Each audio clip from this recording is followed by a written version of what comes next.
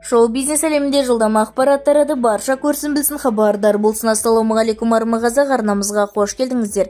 Әлемде және де Қазақстанда болып жатқан ең үздік жаңалықтарды ең біріншілерден болып білгіңіз келсе, арнадағы подписация және де лайк түймесін басыңыз. Шайтан қосады. Тұрсынбек тоқалдан туған баласыменен шықты деп жұрт оны сөгіп қарғап жатыр. Шайтан қосады. Тұрсынбек тоқалдан туған баласыменен шықты деп жұрт оны сөгіп қарғауда.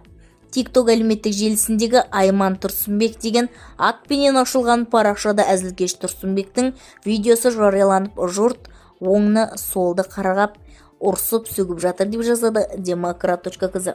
Видеода Тұрсынбек Қабатовтың кішкентай баланы көтеріп, құшақтап билеп тұрғандығын бейнелеген.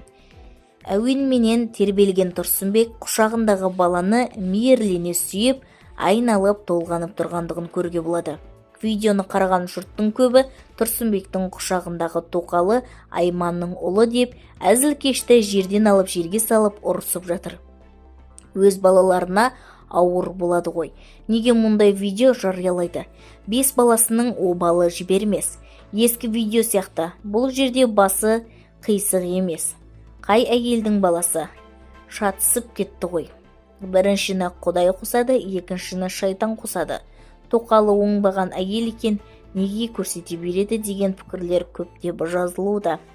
Алайда видеодағы әзілкештің құшағындағы бала өзінің мөлдір екеуінің кіші баласы сияқты. Себебі артық фонда қыздары отырғандығы да байқауға болады. Бізді тамашалауды жалғастырыңыздар, және де осыған ұқсас видео ақпараттар сіз үшін қызықты болса, арнадағы подписация және де лайк түймесін басыңыз.